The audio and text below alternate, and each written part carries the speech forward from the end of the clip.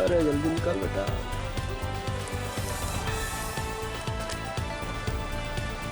माता की जय, भारत माता की जय।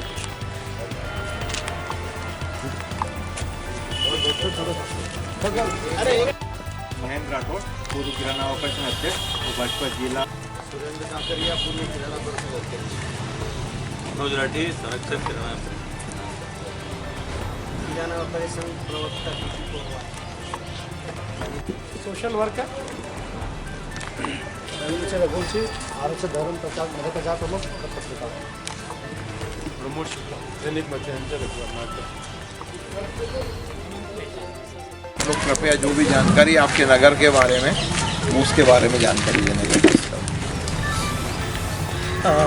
आदरणीय CSP साहब, यही साहब और नागदा नगर के सभी गणमान्य नागरिक, मैं सबसे पहले RF 107 की तरफ से आप सभी का हार्दिक अभिनंदन करता हूँ कि आप सभी जो है, और आप सभी का धन्यवाद ज्ञापित करता हूँ कि आप सभी जो है हमारे आगमन पर अपना कीमती समय निकालकर यहाँ उपस्थित हुए। तो सबसे पहले आप लोगों का बहुत बहुत अभिनंदन और धन्यवाद। मैं आपको बता दूं कि RF 107 बटालियन, जिसका कि मुख्यालय रायसेन मध्य प्रदेश में है, और जो मुख्यालय हमारा है वो भोपाल से नज़दीक है। और RF जो है भारत सरकार गृह मंत्रालय का एक दंगा विरोधी बटालियन है, जिसका उद्देश्य देश के किसी भी हिस्से में दंगा अथवा दंगा जैसी परिस्थिति बनने पर उससे निपटना है। वर्तमान में RF की 15 बटालियन है जो देश के सभी इलाकों में है, और मुख्यतः इन्हें वहाँ रखा गया है जहाँ संवेदनशील हिस्से हैं देश के, संवेदनशील हैं, अति संवेदनशील हैं। और आपकी जानकारी के लिए बता दूं कि मध्य प्रदेश में RF की एक ही बटालियन है जो कि हमारी बटालियन है 107 RF, और हमारा जिम्मेदारी का जो इलाका है पूरा मध्य प्रदेश है। महाराष्ट्र के कुछ ज़िले हैं, आपका नागपुर, गोंदिया, इसके अलावा उत्तर प्रदेश के ज़िले हैं झांसी, ललितपुर, जो कि मध्य प्रदेश से काफ़ी निकटस्थ हैं, और छत्तीसगढ़ के कुछ ज़िले हैं जो मध्य प्रदेश के साथ लगते हैं, रायपुर भी जिसमें शामिल है। तो काफ़ी बड़ा क्षेत्र है हमारा जिम्मेदारी का, और जो हमारा जिम्मेदारी का क्षेत्र है वो 2 हिस्सों में बटा हुआ है, अति संवेदनशील और संवेदनशील। तो आप सभी को ज्ञात होगा कि आपका जो ये ज़िला है, उज्जैन ज़िला है, हमारी जिम्मेदारी के इलाकों में अति संवेदनशील है, और सांप्रदायिक रूप से इसको अति संवेदनशील की श्रेणी में रखा गया है। चूँकि हमारा काम दंगे एवं दंगे जैसी परिस्थितियों से निपटना है, तो समय समय पर भारत सरकार गृह मंत्रालय के निर्देश पर हम अपने जिम्मेदारी के क्षेत्र में पड़ने वाले अति संवेदनशील जिलों का दौरा करते हैं। और इसका मकसद होता है कि जो जिले हैं और वहाँ जो विभिन्न थाना क्षेत्र हैं, वहाँ की जनसंख्या, आबादी, अल्पसंख्यक वर्ग की आबादी, विभिन्न बसाहटें जहाँ जो है अल्पसंख्यक वर्गों की आबादी 10-15% के लगभग है या इससे ज़्यादा है, या फिर उनकी साक्षरता क्या स्टेटस है, वो लोग किन व्यवसायों में लगे, मतलब सभी लोग खेती में हैं या कोई और काम है, जैसे ट्रांसपोर्टेशन का काम है। अभी हम जैसे महिदपुर गए थे तो पता पड़ा कि वहाँ काफ़ी लोग हैं, नागौरी समाज के लोग हैं जो ट्रांसपोर्टेशन में लगे होते हैं, और बहुत सारे जैसे कि अभी ये ग्रामीण इलाके हैं तो खेतीबाड़ी काफ़ी अधिक है।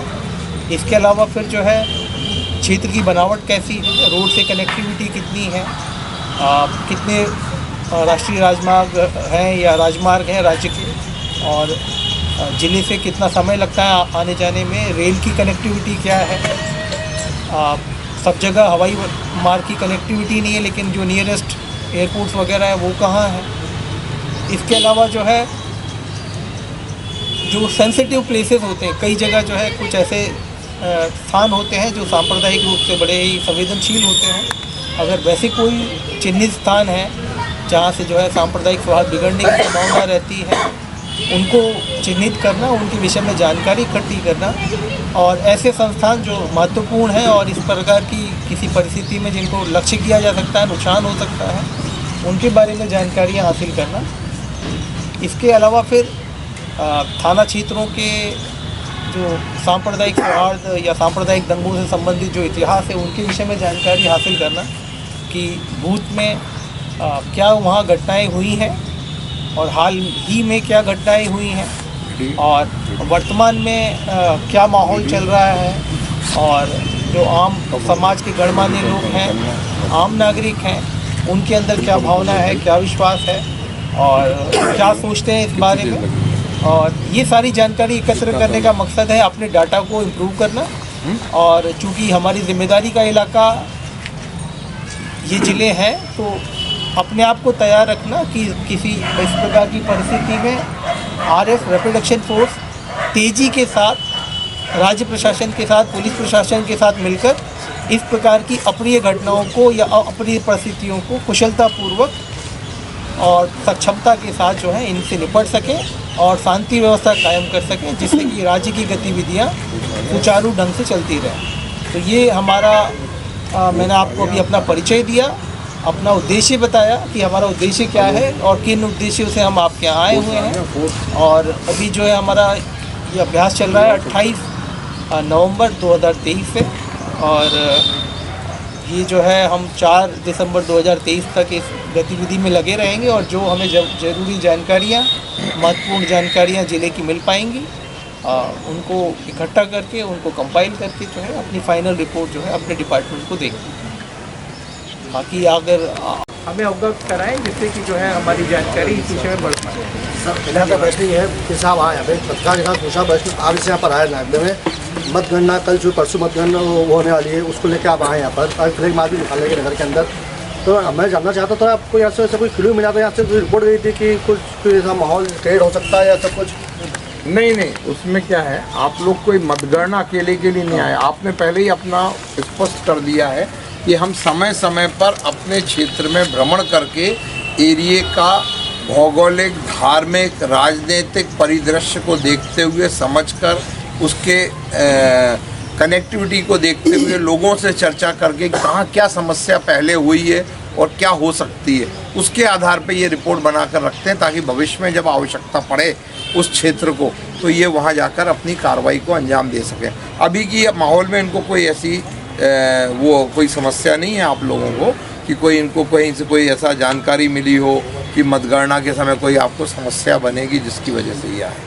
अच्छा, जैसे अगर आपने जो जानकारी मांगी हमको जो जानकारी चाहिए यहाँ पे कितने % आबादी किसकी तरह से संगीन क्षेत्र वगैरह है, जैसे आप ये सौजन्य रूप से मांग रहे थे, कई सब कुछ रिपोर्ट पुलिस के पास ही पूरी रिपोर्ट सब तैयार है। नहीं, क्या आप मेरी बात को समझिए, दे सकते हैं, आपसे वही मांगा गया है, आपसे बस आप क्षेत्र का क्या सब दे सकते हैं, हम सब जानकारी दे सकते हैं। आप यहाँ आए उसके लिए बहुत बहुत बधाई, शुभकामनाएं आपको। पर नागदा जो क्षेत्र है पूरा शांत क्षेत्र है, सब आराम से रहते हैं, वो बहुत मिलजुल के रहते हैं और बहुत मतलब इतने सालों में कोई भी ऐसी घटना नहीं हुई। छोटी मोटी घटनाएं होती रहती पर यहाँ पूरा शांत है। आप आए उसका स्वागत है, आप घूमिए और पूरी जानकारी और लीजिए। नागदा में क्या है तो आपको यहाँ पे बल की कमी है पुलिस बल की, तो ये क्षेत्र काफ़ी बढ़ रहा है और जिले का इस तरह का जिला को यहाँ पे काफ़ी घटनाएं भी कुछ हो चुकी है और यहाँ पे ग्रामीण खूब लगते हैं।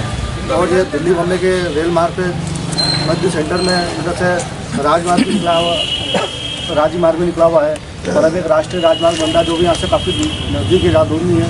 तो पुलिस देखा जाए तो यहाँ पर एक स्टाफ की काफ़ी पुलिस की काफ़ी कमी है क्योंकि कारण क्या है, जिसका कारण ये है कि यहाँ पे नागदा को VIP लोग रहते हैं, आधा बल उनकी स्वीकृति में लगा हुआ है। वो जहाँ से उज्जैन पास पड़ता है तो वहाँ कुछ भी किसी चीज़ आगमन होता है, वो कुछ भी कार्यक्रम होता है तो आधा बल वहाँ चल जाता है। लोगों से और आम लोगों से मिलने का उद्देश्य ये है कि मतलब क्षेत्र के सामान्य माहौल के बारे में जानकारी हासिल करना, ठीक है। बाकी पुलिस प्रशासन या बाकी जो लोग हैं उससे हम जो दे सकता है उससे उस प्रकार की जानकारी ले लेते हैं, ठीक है। तो बाकी आपने बताया कि पुलिस बल की कमी है और बल के कम होने से जो है और कई VIP मूवमेंट और कई चीज़ों के होने से बल व्यस्त हो जाता है उसमें, तो वो हमारा क्षेत्र का विषय नहीं है। लेकिन चलिए आपने बताया उसका धन्यवाद। बाकी आपने अभी बताया कि जो है शांतिपूर्ण जगह है, इस प्रकार की कोई समस्या नहीं है। लेकिन आप जिस मीटर से आए मतलब वो तो बहुत आराम से आप घूमिए फिरिए और आराम से। मैं इस पर प्रकाश डालूंगा कि ये जो वर्गीकरण है हमारे द्वारा किया गया नहीं है। भारत सरकार की बड़ी सारी खुफिया एजेंसीज हैं, बड़ी सारी एजेंसीज हैं जो भारत सरकार को और राज्य सरकारों को सूचनाएं उपलब्ध कराती हैं। उन सूचनाओं के हिसाब से जगहों का वर्गीकरण होता है, वो हमने अपनी मन से कोई वर्गीकरण नहीं किया हुआ है। और जो नागदा में जैसे निकलेंगे तो लोगों को लगा CRPF क्यों आई, कारण तो वो मैं वाला इलाका है, तो लोगों का व्यवसाय सामान्य रूप से क्या है, उद्योग है यहाँ पे हो रहे, इधर कृषि क्षेत्र, कृषि क्षेत्र ज़्यादातर लोग कृषि में लगे हुए हैं। आसपास कृषि उद्योग पे डिपेंड है नागदा पे। जी जी जी। अब जैसा मैं देख रहा हूँ काफ़ी आप लोग जो है किराना इत्यादि दुकानों या संघ से संबंधित हैं, तो मतलब व्यापारी भी हैं, काफ़ी व्यापारी भी हैं यहाँ। सामाजिक गतिविधियाँ भी अच्छी मेन तो चल रही नागदा में है। उद्योग भी है जी। और आसपास का जो क्षेत्र है वो कृषि पे आधारित है। ये जो उद्योग है मुख्यतः किस चीज़ के हैं? ग्रेसिम का रेसिम का बहुत बड़ा फाइबर का उद्योग है, केमिकल का, और ये सीमेंट केमिकल। मतलब वर्ल्ड उनका फेमस है। रजिस्टर्ड ऑफिस यही है ग्रेसिम बिरला जी का। अच्छा। मतलब वर्ल्ड फेमस है सर नागदा की सबसे अच्छी बात मैं बताता हूँ, यहाँ पे सोशली ये बहुत एक्टिव जगह है, सोशली एक्टिव और पॉजिटिव वे में बहुत एक्टिव है। अगर मैंने अच्छा काम किया तो दूसरा संगठन ये सोचेगा कि मैं इससे अच्छा कैसे करूँ। ये यहाँ बहुत वाइब्रेंट है, बहुत छोटा है, बट एवरी डे यहाँ पे कोई ना कोई अच्छी सोशल एक्टिविटी एवरी डे होती है और अच्छे बड़े स्तर पे होती है। और लगभग मुझे लगता है नागदा में 100 से 150 सामाजिक संगठन हैं सक्रिय सोशली। तो ये एक बहुत अच्छी चीज़ है नागदा के बारे में, क्योंकि मैं सोशल वर्कर हूँ, काफ़ी लोगों से जुड़ा हूँ, तो ये पॉजिटिव चीज़ यहाँ के बारे में। और शायद इसका ही प्रभाव सब तरफ देखने को मिलता है कि शांत है।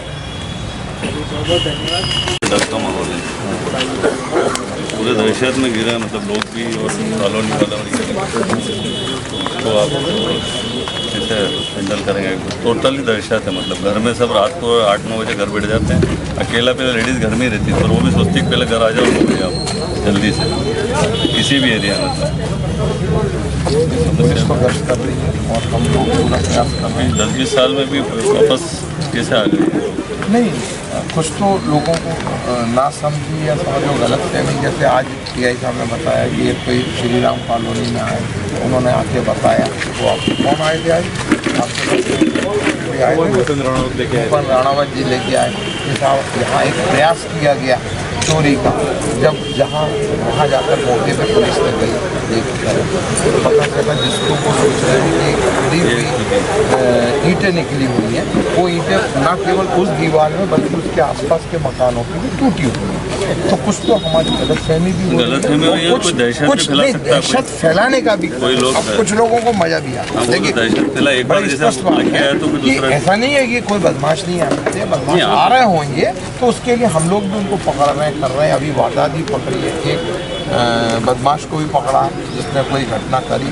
रात्रि गश्त में नगर सुरक्षा समिति वाले भी एक्टिव हो जाते हैं, वो मोहल्ले वाले भी अपनी समिति बना के रखते हैं। तो उसमें हम थोड़ा सा आप लोग, हम ये नहीं कह रहे कि आप गश्त करो, लेकिन कम से कम कभी थोड़ा समय अगर दोगे तो आपकी भी और हमारी भी दोनों की जवाबदारी से अपन